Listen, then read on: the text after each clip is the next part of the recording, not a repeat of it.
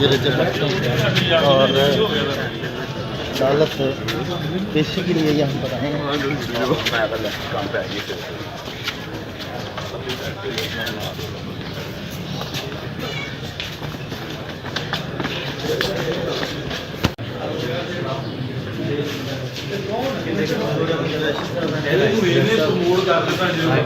हाँ ये बस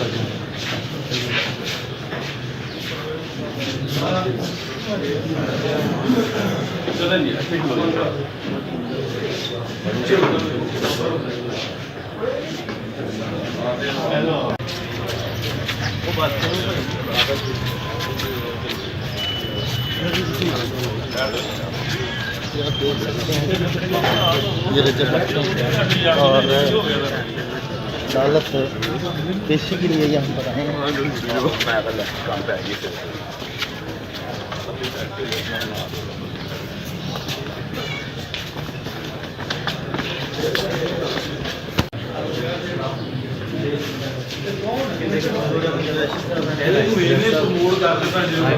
हाँ ये बस